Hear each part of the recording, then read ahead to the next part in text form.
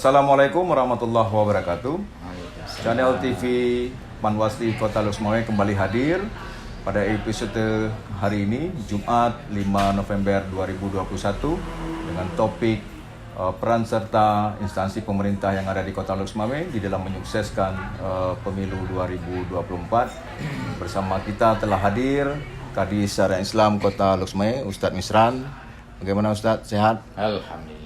Pak Bobi Rahman selaku Ketua Jurusan Ilmu Politik Universitas Maliku Saleh. Pak Bobi, selamat datang di Panwasli. Bagaimana keadaan? Sibuk sekali sepertinya ya. Mahasiswa sudah mulai datang lagi kuliah, daring, luring? Masih kedua-duanya. Iya, masih ada daring juga ada luring ya. Ya, kita paham bahwa suasana Covid di Kota Lok Sumawe, tapi alhamdulillah informasi terakhir Lok Sumawe sudah minim sekali angka Covid di Kota Lok. Mudah-mudahan kondisinya semakin kondusif. Ustadz, kita tahu bahwa pemilu 2024 tidak lama lagi sudah akan hadir. 2022 kita sudah mulai tahapan. Kita memang berharap semua persoalan-persoalan yang berhubungan dengan pelanggaran bisa kita minimalisir. Oleh karena itu, Panwasli Kota Lok Sumawe punya tugas dan tanggung jawab yang cukup berat, tetapi kita yakin dengan kerjasama yang kuat di antara kita, maka persoalan-persoalan itu pasti bisa kita eliminir.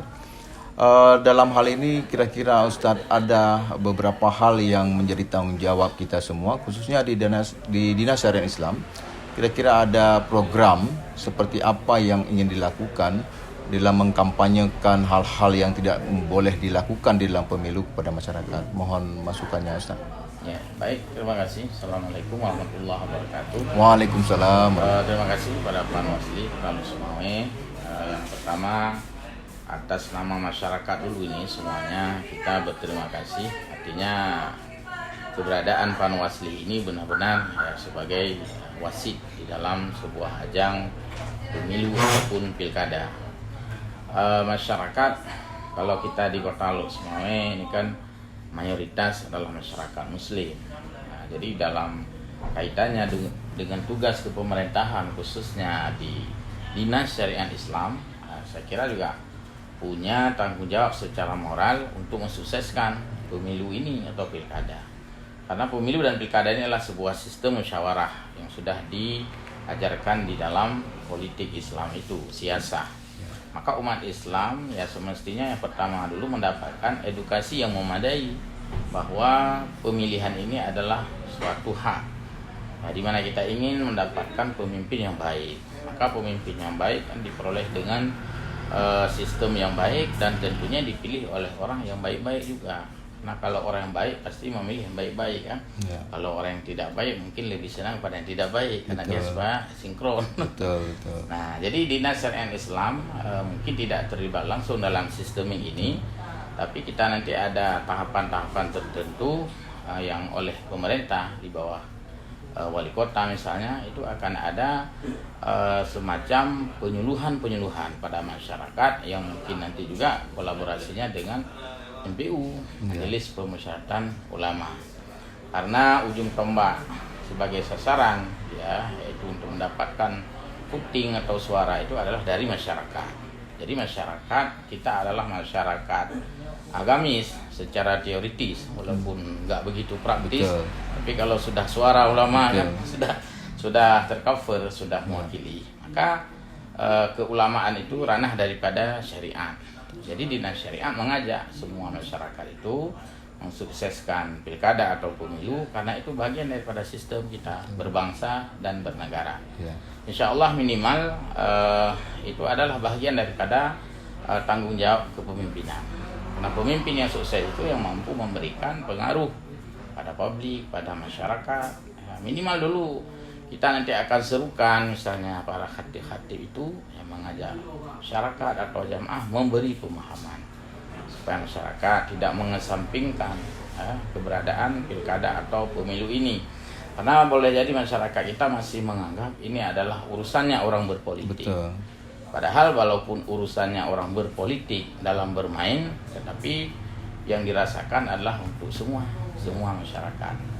Jadi jangan sampai masyarakat nanti pada saatnya mengeluh dengan hasil sebuah proses. Betul. Sementara mereka tidak mau melibatkan diri di dalam proses. Nah, jadi kita insya Allah nanti akan barengan dengan MPU, dengan ulama, dan juga dengan dayah. Betul. Karena kita juga membawa pesantren ya dari Lusmame. Insya Allah nanti ya, mungkin bisa juga difasilitasi pertemuan-pertemuan dengan ulama dayah misalnya, memberikan kepada masyarakat. Saya kira sementara seperti itu. Terima kasih. Jadi semakin banyak komponen masyarakat di dalam wadah MPU mungkin, kemudian badan daya terlibat, maka suara ulama itu istilahnya ulama ini kan warisatul anbiya. Ya. Jadi pewaris tahta dari Nabi yang bisa menyampaikan suara-suara, mungkin mengutip ayat Al-Quran, hadis. Mungkin masyarakat Aceh yang lebih islami ini lebih tersentuh sehingga angka pelanggaran, kecurangan, kemudian kalau sebelumnya ada money politik, mungkin dengan slogan-slogan itu, kampanye-kampanye agamais bisa terjadi pengurangan. Saya pikir itu Pak Ustaz. Kalau Pak Bobby sendiri dengan aktivitas yang begitu padat di kampus, mahasiswa yang datang dari berbagai komponen masyarakat, masyarakatnya kan masyarakat muda ini, pemilih-pemilih pemula, yang kira-kira apa yang dilakukan oleh Fisip Unimal untuk mengajak mahasiswa juga berpartisipasi aktif, bukan hanya sebagai pemilih, tetapi mereka ikut sebagai intelijen atau pengawas di dalam pemilu ini. Kira-kira seperti apa Pak Bobby? Ya, terima kasih ini atas kesempatannya.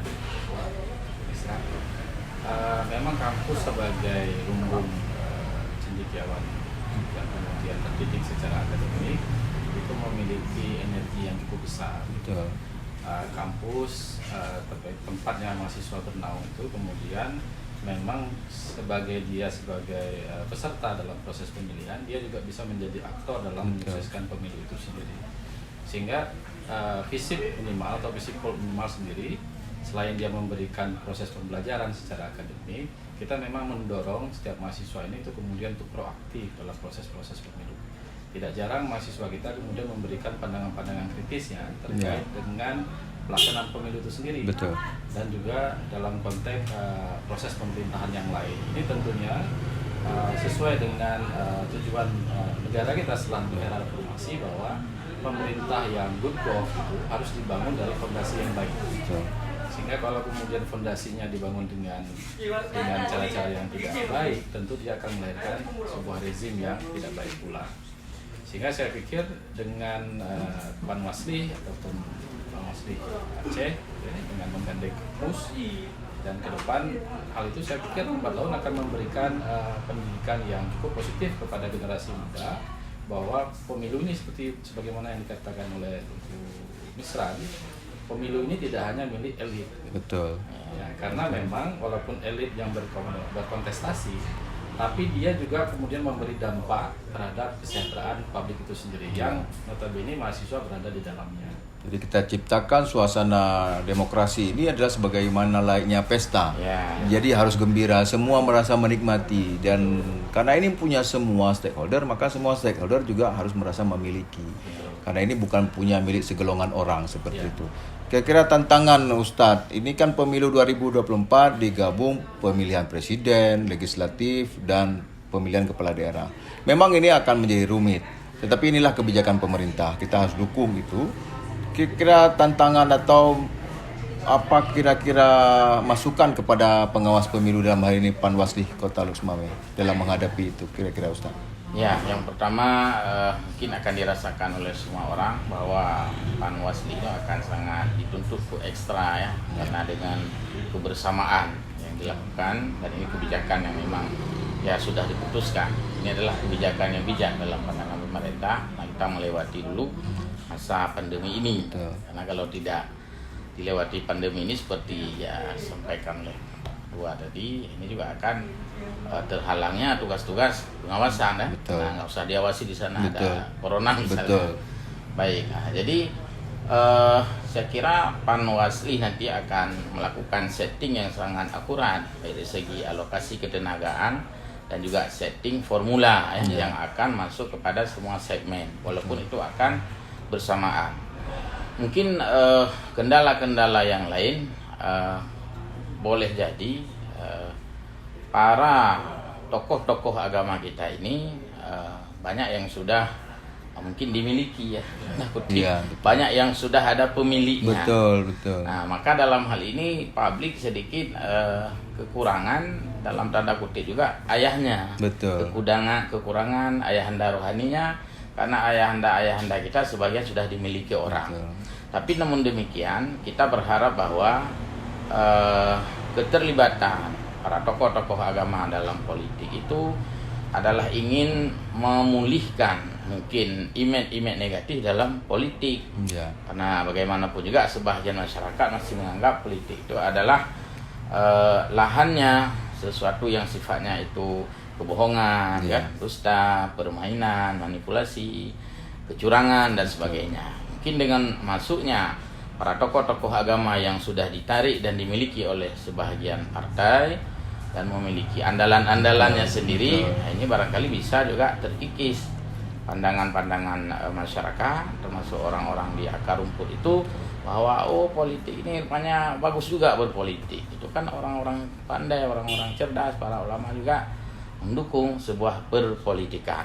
Hanya kita berharap bahwa dengan keberadaan para ulama di dalam satu-satu pekarangan yang sudah dipagar, kita berharap ini adalah lebih mengikat pada kedewasaan. Betul. Ya, bukan malah Memecah belahkan masyarakat. memecah belah Betul. atau memperkeruh suasana. Ya. Saya kira kalaulah misalnya orang-orang lain mungkin akan saling tuding menuding, tapi kalau dengan bahasa ulama kan sudah lain. Betul. misalnya. Dan tentu ada payung melalui Badan Syariat Islam sebagai sentral informasi yang lebih akurat, bisa memberikan netralitas yang lebih kuat. Insyaallah. Kalau oknum-oknum tertentu mungkin kalangan dari partai politik juga menganggap, atau siapa peserta pemilu menganggap ulama ini merupakan bagian yang potensial di dalam memenangkan kontestasi politik. Ya, karena kalau orang Ya. yang emosionalnya tidak diiringi dengan nilai-nilai agama, Betul. saya kira itu hanya cenderung kepada tuding menuding. Betul. Tapi kalau ulama ini kan sudah dewasa, ini akan teduh meneduh. Betul.